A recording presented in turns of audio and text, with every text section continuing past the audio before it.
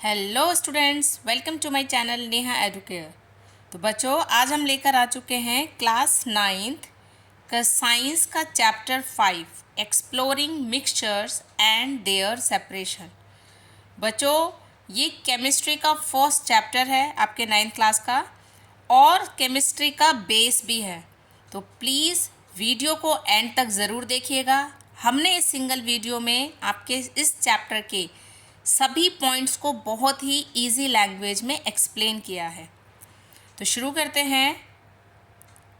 First topic, matter, pure substances and mixtures. हमारे surrounding में जितनी भी चीज़ें हैं उन्हें मैटर कहते हैं। केमिस्ट्री में मैटर को दो कैटेगरीज में डिवाइड किया गया है। कौन सी है वो दो कैटेगरीज? प्योर सब्सटेंस और मिक्सचर्स। तो प्योर सब्सटेंसेस और मिक्सचर्स को हम टेबुलर फॉर्म में समझेंगे।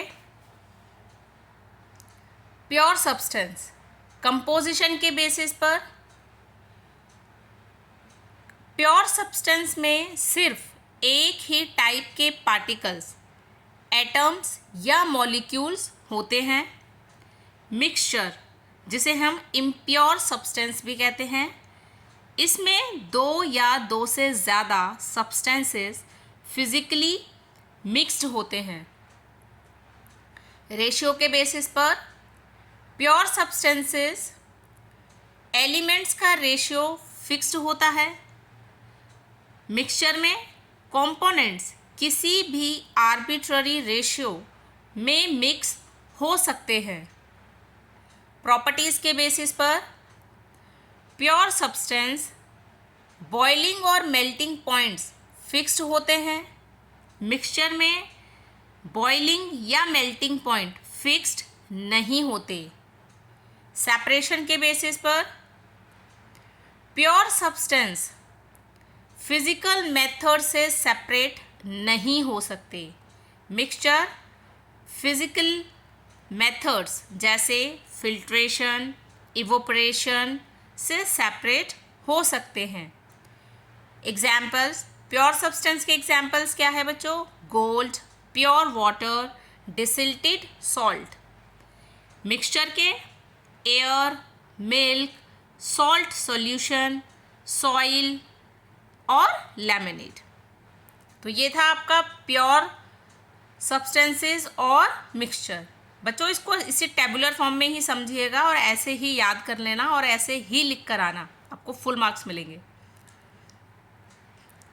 नेक्स्ट टॉपिक है टाइप्स ऑफ मिक्सचर्स। जब दो या दो से ज़्यादा सब्सटेंसेस किसी भी रेशियो में बिना किसी केमिकल रिएक्शन के फिजिकली कंबाइन होते हैं तो उसे हम मिक्सचर कहते हैं। मिक्सचर को दो पार्ट्स में बांटा गया है, होमोजेनियस मिक्सचर और heterogeneous mixture.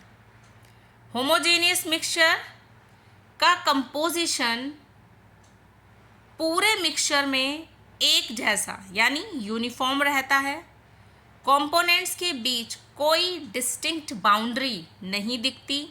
Examples, sugar dissolved in water, salt solution, air, brass.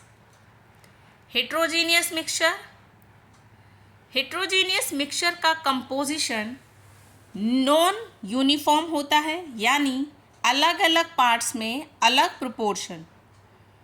Components की क्लियर बाउंड्रीज नेक्स्ट आई से या माइक्रोस्कोप से दिखती है। Example, sand in water, oil in water, mixture of iron fillings and sulfur, chalk powder in water. Next topic है solutions, suspensions and colloids. Mixture को particle के size के basis पर तीन कैटेगरीज में डिवाइड किया जाता है।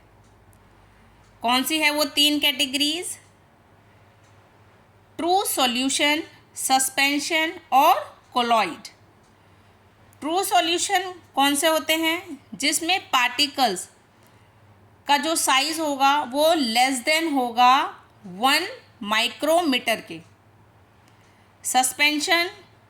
सस्पेंशन में जो पार्टिकल्स होंगे उनका साइज होता है मोर देन 100 माइक्रोमीटर। कोलॉइड में पार्टिकल्स का साइज 1 और 100 माइक्रोमीटर के बीच में होता है, मतलब 1 भी हो सकता है और 100 माइक्रोमीटर भी हो सकता है उसके बीच। अब हम इन तीनों को अलग अलग पूरा क्लियर समझेंगे। पहला, ट्रू सॉल्यूशन। बच्चों, सॉल्यूशन लिखा हो या ट्रू सॉल्यूशन दोनों सेम है। ट्रू सॉल्यूशन होमोजेनियस मिक्सचर जिसमें 2 कंपोनेंट्स होते हैं। पहला सॉल्वेंट, दूसरा सॉल्यूट। सॉल्वेंट मीडियम जो ज़्यादा क्वांटिटी में होता है और सॉल्यूट को डिज़ोल्व करता है। बच्चों, सॉल्वेंट क्या होता है? जो ज़्यादा क्वांटिटी में हो, जैसे वाटर, पानी। सॉल्यूट कंपोनेंट जो कम क्वांटिटी में होता है और डिज़ोल्व होता है, जैसे सॉल्ट या शुगर। ठीक है बच्चों, सॉल्वेंट मतलब पानी और सॉल्यूट मतलब उसमें मिलाई जाने वाली चीनी या नमक। तो आप इसको याद रखिएगा, बच्चे कंफ्यूज हो जाते हैं। सॉल्वेंट जो ज़्यादा क्वांटिटी, तो याद रखने के लिए हमेशा याद रखो पानी, और सॉल्यूट जो कम क्वांटिटी में हो, जैसे नमक और चीनी। की प्रॉपर्टीज़ क्या है ट्रू सॉल्यूशन की? तो ट्रू सॉल्यूशन की प्रॉपर्टीज़ है, इसके जो पार्टिकल साइज होंगे वो लेस देन होंगे 1 माइक्रोमीटर। माइक्रोमीटर को हम कैसे लिख सकते हैं बच्चे? 10⁻⁻9 मीटर। ठीक है, होता है। माइक्रोस्कोप से भी पार्टिकल्स नहीं दिखते। हाई स्टेबिलिटी, बिना डिस्टर्ब किए रखने पर पार्टिकल्स नीचे नहीं बैठते। लाइट को स्कैटर नहीं करता, यानी कि नो टिंडल इफेक्ट। हम टिंडल इफेक्ट भी पढ़ेंगे एंड में। नॉर्मल फिल्टर पेपर से पास हो जाता है, फिल्ट्रेशन से सेपरेट नहीं हो सकता। ठीक है बच्चों, नॉर्मल फिल्टर पेपर से पास हो जाता है, इसमें क्या है? ये फिल्ट्रेशन से सेपरेट नहीं हो सकता है। ठीक है, तो ट्रू सॉल्यूशन की प्रॉपर्टीज़ याद रखिएगा। पार्टिकल साइज क्या होते हैं? लेस देन 1 माइक्रोमीटर और माइक्रोस्कोप से नहीं देखे जा सकते। बिना डिस्टर्ब किए पार्टिकल्स नीचे नहीं बैठेंगे, इसमें लाइट स्कैटर नहीं करता है और फिल्ट्रेशन से सेपरेट नहीं हो सकते हैं। सेकंड है आपका सस्पेंशन। सस्पेंशन हेट्रोजीनियस मिक्सचर जिसमें सॉलिड पार्टिकल्स लिक्विड या गैस में डिज़ोल्व नहीं होते बल्कि सस्पेंड रहते हैं। इसकी प्रॉपर्टीज़ क्या है बच्चों? पार्टिकल का साइज मोर देन 100 माइक्रोमीटर होता है, यानी बहुत बड़ा होता है।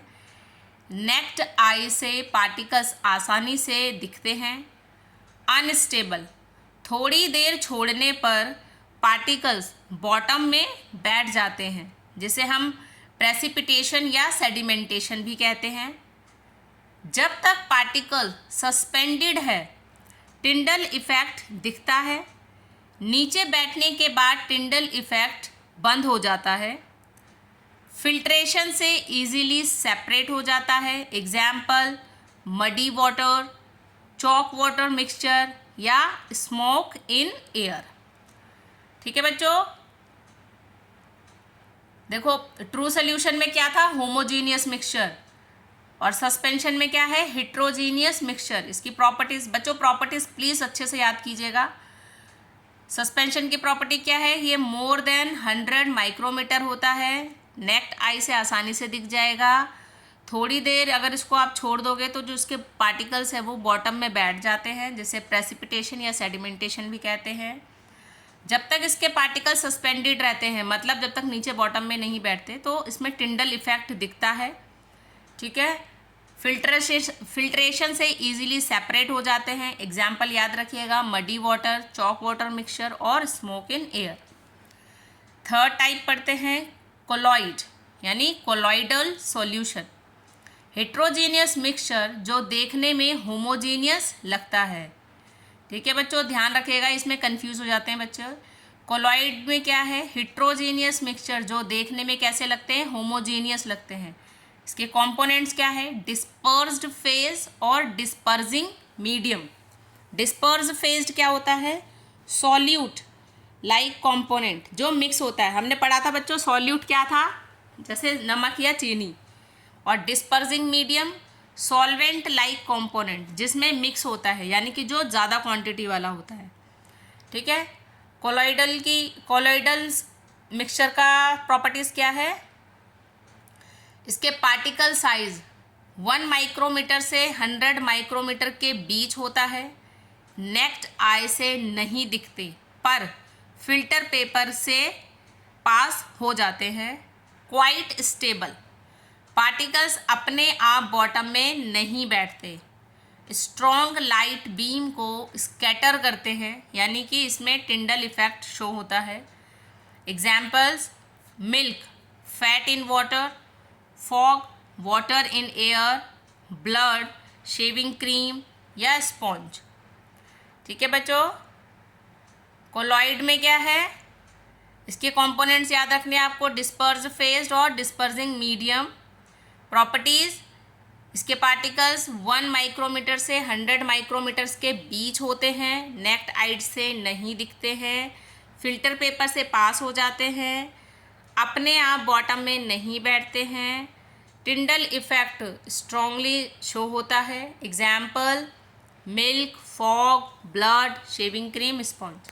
बच्चों इन तीनों को हम एक छोटे से कंपैरिजन टेबल से समझ लेते हैं ताकि आप इसको भूलो ना। ठीक है, टाइप, ट्रू सोल्यूशन कैसा है, होमोजीनियस। कोलॉइड हेट्रोजीनियस और सस्पेंशन भी heterogeneous. Particle size true solution में क्या है, less than 1 micrometre. Colloid 1 micrometre से 100 माइक्रोमीटर के बीच और suspension more than 100 micrometre. Visibility, true solution invisible है। Heterogeneous invisible to naked eye और सस्पेंशन में visible to naked eye. High stability के बेस पर बच्चों ट्रू सोल्यूशन क्या है, हाईली स्टेबल होता है। कोलॉइड स्टेबल होता है और suspension unstable. Filterability, true solution में क्या है, passes through filter. Colloid passes through filter और suspension retained on filter. Tyndall effect, true solution में टिंडल इफेक्ट शो नहीं होता, कोलॉइड में शो होता है और सस्पेंशन में भी शो होगा अनटिल सेटल्ड। ठीक है, अनटिल सेटल्ड मतलब जब तक उसके जो वो पार्टिकल्स है बॉटम में जब बैठ जाएंगे तो नहीं दिखेगा, और जब तक वो पार्टिकल्स पानी के अंदर है तब तक टिंडल इफेक्ट दिखेगा। आई होप आपको ये क्लियर हुआ होगा। Next topic, solubility and concentration formulas. Important definition है बच्चों, कंफ्यूज हो जाते हैं बच्चे, इसलिए बहुत ध्यान से समझिएगा।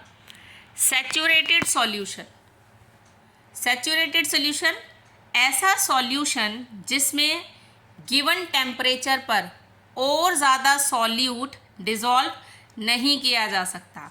बच्चों सॉल्यूट लाइक हमने जैसे शुगर और सॉल्ट समझा था, मतलब अगर पानी के अंदर आपने चीनी और नमक ऑलरेडी मिला दिया है और आप उस पर्टिकुलर टेम्परेचर पर उसमें और चीनी या नमक नहीं घोल सकते, उसको क्या बोलेंगे हम, सैचुरेटेड सॉल्यूशन।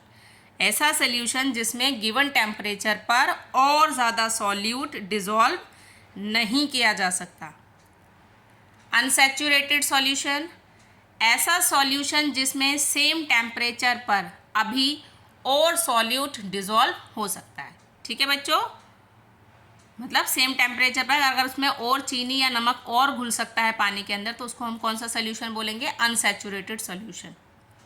सॉल्युबिलिटी, 100 ग्राम सॉल्वेंट में गिवन टेम्परेचर पर जितना मैक्सिमम सॉल्यूट डिज़ोल्व होकर सैचुरेटेड सॉल्यूशन बनाता है वो उसकी सॉल्युबिलिटी होती है। बच्चों कंफ्यूज नहीं होना, समझो 100 ग्राम सॉल्वेंट मतलब हमने ये सोचा कि 100 ग्राम सॉल्वेंट मतलब पानी है, ठीक है, और उसके उस पर्टिकुलर टेम्परेचर पर आप उसके अंदर मैक्सिमम कितना नमक या चीनी मिला लिए हो कि उसमें और ज़्यादा ना मिल सके, मतलब उसको सैचुरेटेड सोल्यूशन बनाना है, वो उसकी क्या कहलाएगी, सॉल्युबिलिटी। ठीक है, 100 ग्राम सॉल्वेंट में गिवन टेम्परेचर पर जितना मैक्सिमम सॉल्यूट डिजॉल्व होकर सैचुरेटेड सोल्यूशन बनाता है वो उसकी सॉल्युबिलिटी होती है। बच्चों ये तीनों में बच्चे बहुत कंफ्यूज होते हैं, तो प्लीज़ अब मत होइएगा क्योंकि हमने बहुत इजी में इसको समझा है। फैक्टर्स समझते हैं। Factors affecting solubility. सॉल्युबिलिटी को कौन से फैक्टर्स अफेक्ट करते हैं? पहला, temperature. Solids in liquids, temperature बढ़ाने पर सॉल्युबिलिटी बढ़ती है। बच्चों सॉलिड्स इन लिक्विड्स में क्या होता है, टेम्परेचर बढ़ाने पर सॉल्युबिलिटी बढ़ती है। गैसेस इन लिक्विड्स, टेम्परेचर बढ़ाने पर सॉल्युबिलिटी कम होती है, इसीलिए ठंडे पानी में ऑक्सीजन लेवल ज़्यादा होता है और एक्वेटिक लाइफ सेफ रहती है। ठीक है बच्चों, सॉलिड इन लिक्विड्स में क्या बोला गया, जब आप टेम्परेचर बढ़ा देते हो तो सॉल्युबिलिटी क्या हो जाती है, बढ़ जाती है। ठीक है, और गैसेस में क्या है, जब आप टेम्परेचर बढ़ाते हो तो सॉल्युबिलिटी क्या हो जाती है, कम हो जाती है, जो कि हेल्पफुल रहती है किसके लिए, एक्वेटिक लाइफ के लिए, क्योंकि ठंडे पानी में ऑक्सीजन का लेवल ज़्यादा होता है। ठीक है, दूसरा फैक्टर है आपका प्रेशर। सॉलिड्स या लिक्विड्स पर प्रेशर का कोई इफेक्ट नहीं होता।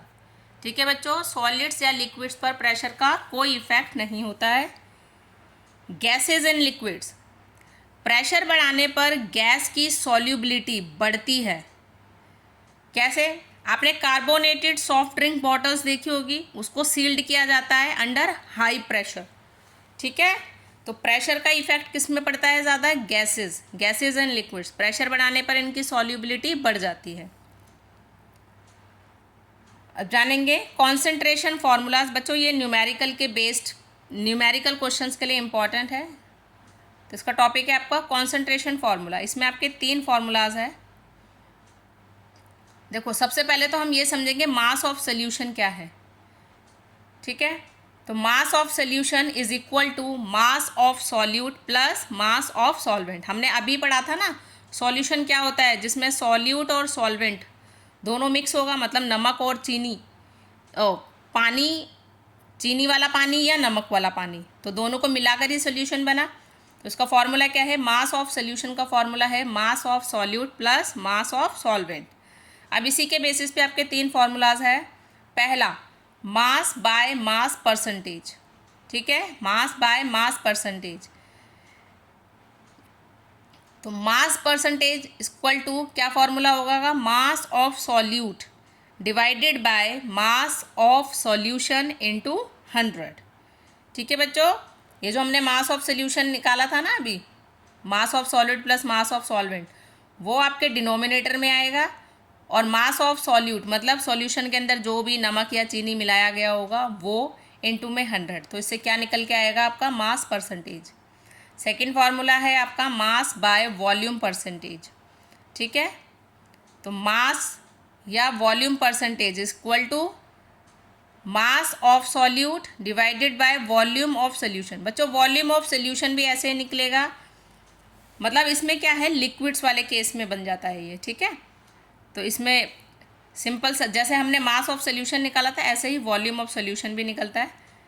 तो mass of solute divided by volume of solution into 100, ये किसके अंदर है आपका, mass by volume percentage. Third formula है आपका volume by volume percentage. Volume percentage is equal to volume of solute divided by volume of solution into 100। Next topic है आपका Tyndall effect. Tyndall effect बच्चों इस पे शॉर्ट नोट आता है। Tyndall effect, जब लाइट रेज किसी कोलाइडल या सस्पेंशन सॉल्यूशन से गुजरती है तो उसके पार्टिकल्स लाइट को स्कैटर यानी फैला देते हैं, जिससे लाइट का पाथ यानी रास्ता क्लियरली विजिबल हो जाता है। इस फिनोमेनन को टिंडल इफेक्ट कहते हैं।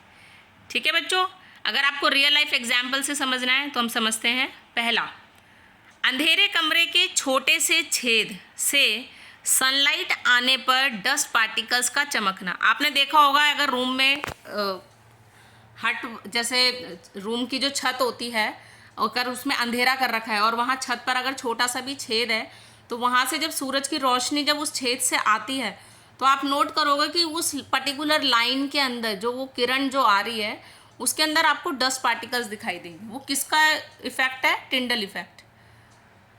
दूसरा है घने जंगल यानी कैनोपी ऑफ डेंस फॉरेस्ट में सूरज की किरणों का गुजरना यानी मिस्ट ड्रॉपलेट्स स्कैटर लाइट। जो घने जंगल्स होते हैं वहाँ पर भी इसी टाइप का टिंडल इफेक्ट होता है। तीसरा, कार की हेडलाइट का कोहरा यानी फॉग में रास्ता दिखाना।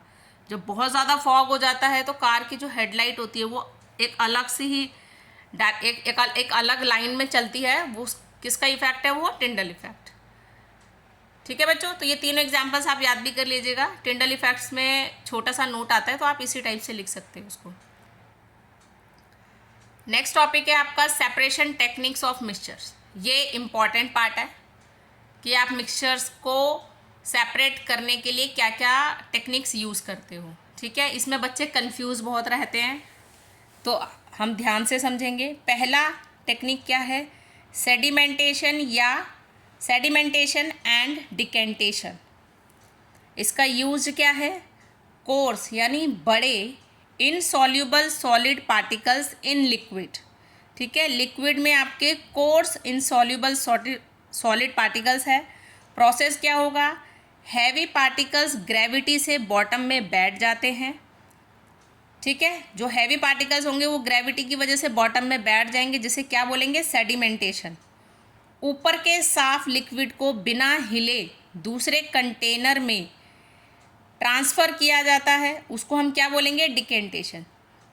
बच्चों सिंपल सा समझो, आपने किसी पानी में रेत मिला दी है।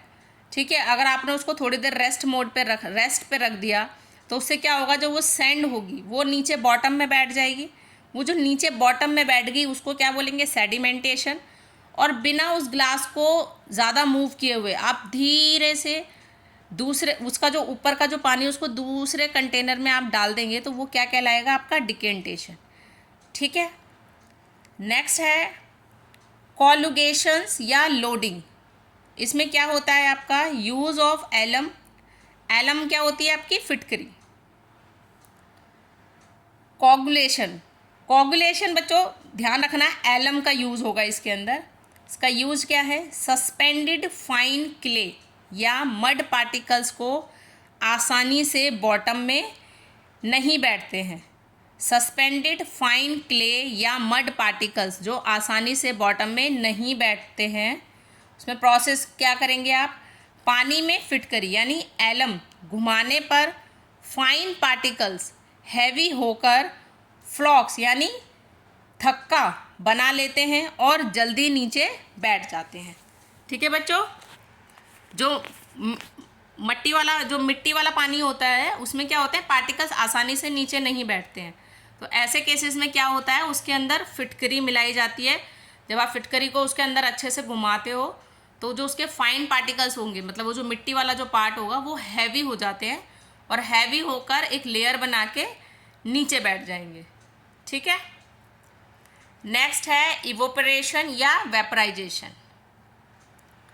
इसका प्रिंसिपल क्या है? Separating a volatile solvent from a non volatile solid solute. ठीक है, इसमें क्या होगा? सेपरेटिंग अ वोलेटाइल सॉल्वेंट मतलब वही water from a non volatile solid solution like salt. Application salt recovery from sea water, separating dye या कलर फ्रॉम इंक। इसके drawback है बच्चों इवेपोरेशन के।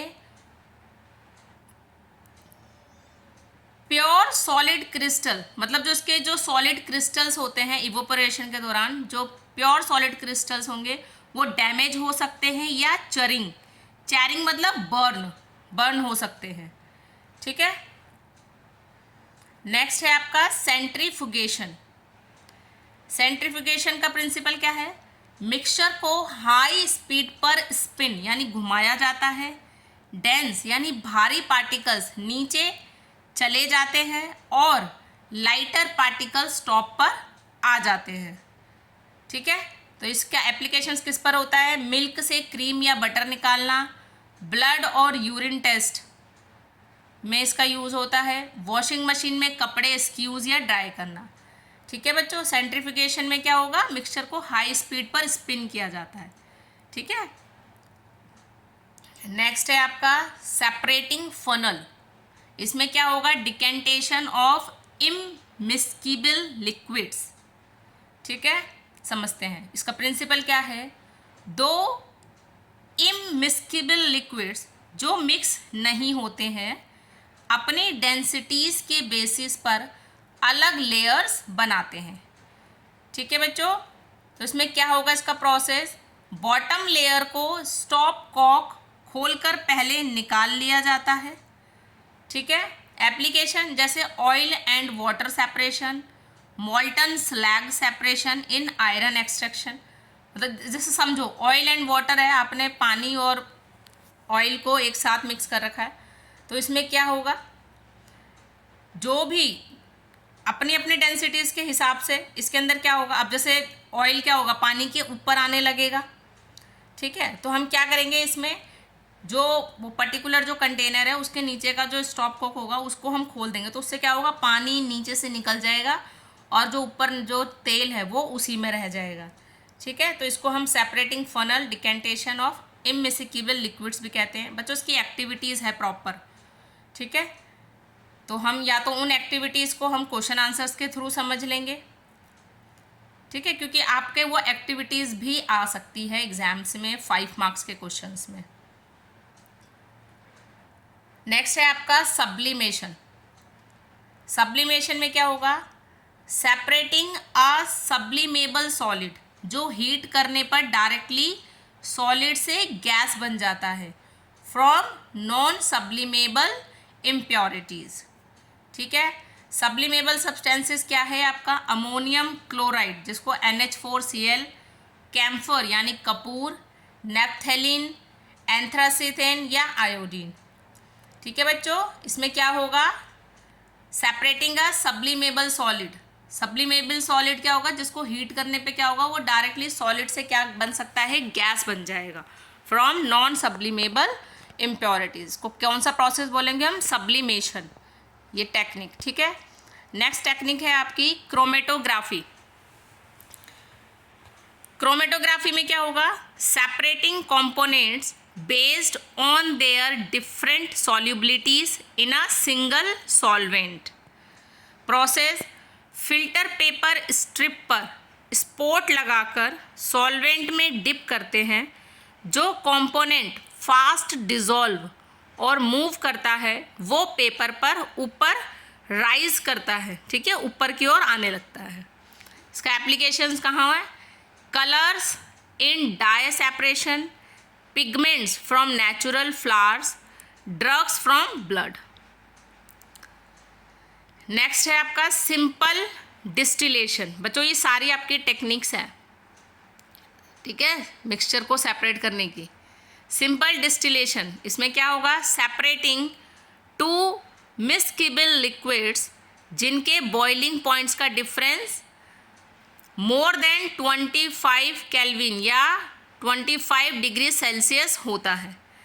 ठीक है बच्चों, डिफरेंस दो बॉइलिंग लिक्विड्स, इसमें दो लिक्विड्स होते हैं, उनके बॉइलिंग पॉइंट्स का डिफरेंस कितना होना चाहिए?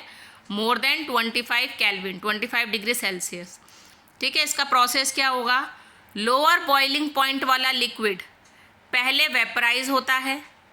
ठीक है, कंडेंसर से पास होकर कूल होता है और सेपरेट रिसीवर में कलेक्ट हो जाता है। ठीक है, बताइए इसमें क्या होगा? सपोज़ इसके अंदर आपके दो लिक्विड्स को डाला गया है और पहले वाले लिक्विड का जो बॉइलिंग पॉइंट है वो कम है, तो वो क्या होगा? वेपराइज होकर दूसरे वाले, इसमें प्रॉपर थर्मामीटर लगा के दूसरा फ्लैक्स लगाया जाता है, तो उसके अंदर क्या होगा? जो जिसका बॉइलिंग पॉइंट कम होगा वो वेपराइज होकर उसके अंदर पास होता जाएगा और कूल होकर मतलब जैसे ठंडा होने लगेगा उसमें ट्यूब में, वो उसके अंदर सेपरेट रिसीवर में कलेक्ट हो जाएगा, और जिसका बॉइलिंग पॉइंट ज़्यादा होगा वो उसी बीकर में या उसी ट्यूब में रह जाएगा। नेक्स्ट आता है आपका फ्रैक्शनल डिस्टिलेशन। ठीक है, सिंपल डिस्टिलेशन में क्या है आपका कि 25 डिग्री सेल्सियस से ज़्यादा का डिफरेंस। फ्रैक्शनल डिस्टिलेशन में क्या होगा, सेपरेटिंग मिस्केबल लिक्विड जिनके बॉइलिंग पॉइंट्स का डिफरेंस क्या होगा, लेस देन होगा 25 केल्विन। ठीक है, तो बच्चों इसमें सिर्फ यही डिफरेंस है। सिंपल डिस्टिलेशन में क्या होगा, 25 डिग्री से वो ज़्यादा होगा। ठीक है, और फ्रैक्शनल में क्या होगा, 25 डिग्री से कम होगा। स्पेशल इक्विपमेंट इसमें यूज़ होता है, फ्रैक्शनेटिंग कॉल्यूम। इसमें ग्लास बीड्स होती है जो वेपर्स को मल्टीपल टाइम्स कूल और कंडेंस करने का सरफेस एरिया देती है। इसकी एप्लीकेशंस, इसको कहाँ यूज़ किया जाता है, एयर से नाइट्रोजन, ऑक्सीजन, आर्गन गैसेस अलग करना, या क्रूड पेट्रोलियम रिफाइनरी में जहाँ पर पेट्रोल, डीजल, कैरोसिन उसको अलग करना। नेक्स्ट टेक्निक है आपकी क्रिस्टलाइजेशन। इसका प्रिंसिपल, प्यूरिफाइड सॉलिड क्रिस्टल्स को सॉल्यूशन से ऑब्टेन करना by cooling a hot saturated solution. ठीक है, इसमें प्यूरिफाइड सॉलिड क्रिस्टल्स आते हैं बच्चों, उसको सॉल्यूशन से ऑब्टेन करना होता है और फिर उसको by cooling a hot saturated solution. इसमें मतलब इम्प्योरिटीज़ के चांसेस कम होते हैं, इवोपोरेशन की तरह होता है लेकिन इवोपोरेशन से बेटर होता है। तो why it is better than evaporation, तो इवोपोरेशन में सॉलिड्स बर्न या डिकम्पोज हो सकते हैं। सॉल्यूबल इम्प्योरिटीज़ इवोपोरेशन के बाद रेजिड्यू में रह जाती है, जबकि क्रिस्टलाइजेशन में प्योर क्रिस्टल्स मिलते हैं। इसकी applications, purification of copper sulphate, purification of salt from sea water, separation of alum या फिटकरी। ठीक है बच्चों, इसको हम कंपैरिजन से भी समझते हैं। एक छोटा सा कंपैरिजन ले लेते हैं इवोपोरेशन, क्रिस्टलाइजेशन और डिस्टिलेशन में। ठीक है, तो देखो इवोपोरेशन में कब यूज़ करें, इवोपोरेशन कब यूज़ करेंगे, जब सॉल्वेंट बचाना ज़रूरी ना हो। सॉल्वेंट मतलब लाइक हमने पानी समझा, जैसे पानी में नमक मिला हुआ है तो उसमें हमें सॉल्वेंट को बचाने की ज़रूरत नहीं है। इसमें इसका की एडवांटेज क्या है, ये सिंपल है और फास्ट होता है। क्रिस्टलाइजेशन कब यूज़ करें, जब पूरे सॉलिड स्ट्रक्चर चाहिए हो। ठीक है, आपको सॉलिड स्ट्रक्चर भी चाहिए हो तो इसमें क्या होगा, इसकी की एडवांटेज क्या है, इसमें कोई नो सॉलिड डैमेज होगा और सारी की सारी इम्प्योरिटीज़ रिमूव होगी। डिस्टिलेशन कब यूज़ करें, जब सॉलिड और लिक्विड या दो लिक्विड्स दोनों रिकवर करने हो। ठीक है, डिस्टिलेशन कब करना होगा, जब सॉलिड और लिक्विड या दो लिक्विड्स दोनों रिकवर करने हो। इसकी की एडवांटेज क्या है, बोथ सॉल्वेंट एंड सॉल्यूट और लिक्विड्स रिकवर्ड होंगे। अच्छा बच्चों, इसमें फाइनल आउटपुट भी है, फाइनल आउटपुट भी था। तो इवेपोरेशन में फाइनल आउटपुट आपको क्या मिलेगा, इसके अंदर इम्प्योर और पाउडर्ड सॉल्यूड। ठीक है, सॉलिड, क्योंकि इसके अंदर कुछ कुछ इम्प्योरिटीज़ रह जाती है। ठीक है, क्रिस्टलाइजेशन में फाइनल आउटपुट क्या है, प्योर क्रिस्टल्स मिलेंगे, कोई इम्प्योरिटीज़ नहीं होगी उसमें। डिस्टिलेशन में फाइनल आउटपुट क्या होगा, pure liquid distillate plus liquid या सॉलिड रेजिड्यू, मतलब दोनों के दोनों आपको मिलेंगे प्योर, उसमें प्योर फॉर्म में। एक छोटा सा बेसिक टॉपिक भी है इसके अंदर, फिजिकल वर्सेस केमिकल चेंजेस। तो फिजिकल और केमिकल चेंजेस क्या है, तो देखो बच्चों, न्यू सब्सटेंस। तो फिजिकल चेंजेस में क्या होगा, जो सब्सटेंस होते हैं, जब फिजिकल चेंज होगा तो कोई नया सब्सटेंस नहीं बनता है। ठीक है। और केमिकल चेंज में क्या होगा, प्योर न्यू सब्सटेंस बनता है केमिकल रिएक्शन से। फिजिकल चेंज में कोई नया सब्सटेंस नहीं बनेगा और केमिकल चेंज में एक नया ही सब्सटेंस निकल कर आता है। रिवर्सिबिलिटी मतलब दोबारा से अगर उसको उसी फॉर्म में लाना चाहे तो फिजिकल चेंज में क्या है, जनरली रिवर्सिबल होता है, मतलब उसको ला सकते हो आप सेम पोजीशन में। लेकिन केमिकल में जर्नली परमानेंट और इरिवर्सिबल होता है, मतलब उसमें मोस्टली आप उसको दोबारा से रिवर्स नहीं कर सकते हो। केमिकल कंपोजिशन फिजिकल चेंज में इंटरनल स्ट्रक्चर सेम रहता है और केमिकल में इंटरनल केमिकल कंपोजिशन चेंज हो जाता है। एनर्जी चेंज फिजिकल चेंज में बहुत कम एनर्जी एब्जॉर्ब या रिलीज होती है। केमिकल में significant heat, light, sound energy absorb या रिलीज होती है। एग्जाम्पल समझे, फिजिकल चेंज के एग्जाम्पल्स है like melting of ice, tearing paper, dissolving salt in water. Chemical change burning of paper, rusting of iron, cooking food, digestion. ठीक है बच्चों, example को थोड़ा सा वैसे समझते हैं न्यू सब्सटेंस के बेस पे। देखो मेल्टिंग ऑफ आइस, हमने क्या पढ़ा, फिजिकल चेंज में कोई नया सब्सटेंस नहीं मिलता है। देखो आपने आइस को, पानी से आपने आइस बनाई, आपने आइस निकाली, उसको थोड़ी देर रखा, वो पिघल गई, पिघल के वो पानी बन गई। ठीक है, तो कोई नया सब्सटेंस नहीं बनकर आया है। ठीक है, लेकिन आपने वहीं अगर कोई पेपर है उसको जला दिया है तो वो जलाने के बाद क्या हो गया, वो ऐश में बदल जाएगा। ठीक है, तो कहने का मतलब क्या है कि इसके अंदर कौन सी प्रॉपर्टी, इरिवर्सिबल वाली नहीं बनेगी। देखो मेल्टिंग ऑफ आइस में क्या हुआ, आपने आइस को पिघला के पानी बनाया, फिर आपने वापस उस पानी को रखा, वो दोबारा से आइस बन जाएगी। ठीक है, वो क्या हो गई, रिवर्सिबल है। लेकिन आपने अगर पेपर जला दिया, वो ऐश बन गया, तो आप दोबारा से उस ऐश को चेंज करके पेपर नहीं बना सकते हो। ठीक है, तो आई होप आपको ये फिजिकल और केमिकल चेंज समझ में आया होगा। बच्चों छोटा सा डिफरेंस है, 1 मार्क्स में भी आ सकता है, 2 मार्क्स में भी, तो प्लीज़ समझिएगा, ये बेसिक्स है आपकी केमिस्ट्री के। नेक्स्ट टॉपिक है आपका classification of pure substances. Pure substances के क्लासिफिकेशंस हैं। देखो प्योर सब्सटेंसेस को 2 टाइप्स में क्लासिफाई किया गया है। पहला एलिमेंट्स, दूसरा कंपाउंड्स। एलिमेंट्स मतलब सिंगल टाइप ऑफ एटम्स और compound fix ratio combinations. Elements pure substance का सबसे बेसिक फॉर्म, जिसे फिजिकल या केमिकल रिएक्शंस द्वारा फर्दर सिंप्लीफाई नहीं किया जा सकता।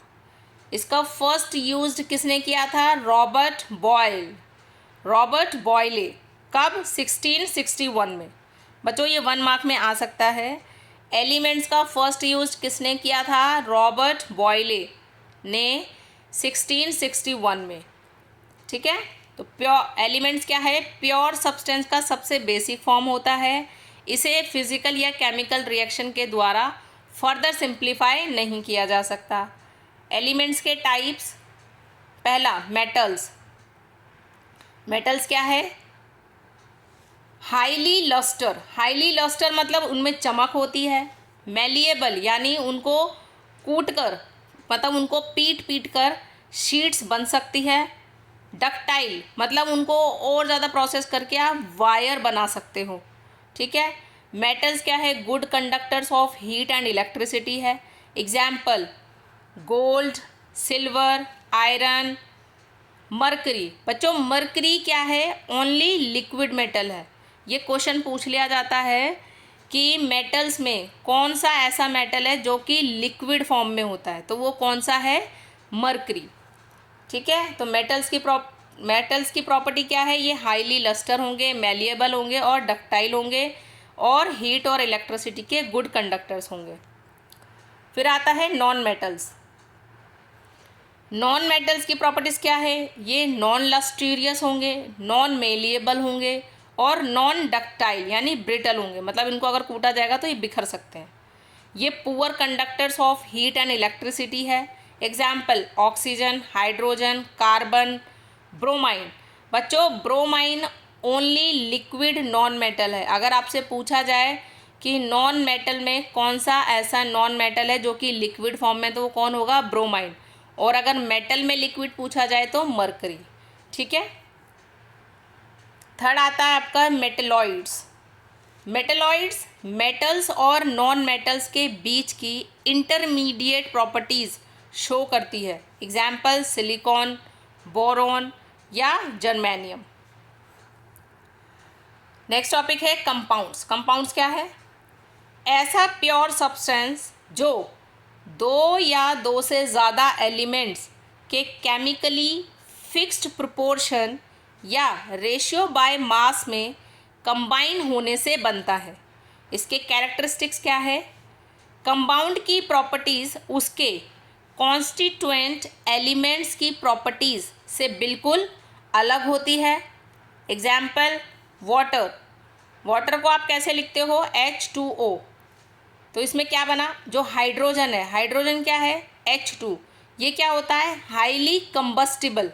हाईली कंबस्टिबल मतलब ये बहुत एक्सप्लोसिव गैस होती है।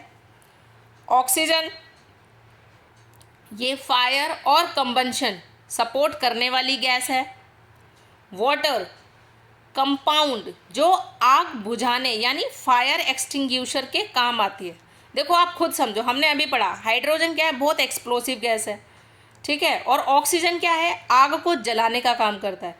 लेकिन जब ये दोनों मिलकर एक कंपाउंड बनाते हैं तो इसका यूज़ आप क्या करते हो? आग बुझाने में करते हो, है ना। तो यही है कंपाउंड। ठीक है। तो आई होप आपको ये चैप्टर समझ में आया होगा। तो प्लीज़ वीडियो को लाइक, शेयर और चैनल को सब्सक्राइब करना ना भूलें। ऐसे ही इजी और कंप्लीट साइंस वीडियोस के लिए नेहा एडुकेयर को ज़रूर सब्सक्राइब करें। मिलते हैं नेक्स्ट वीडियो में।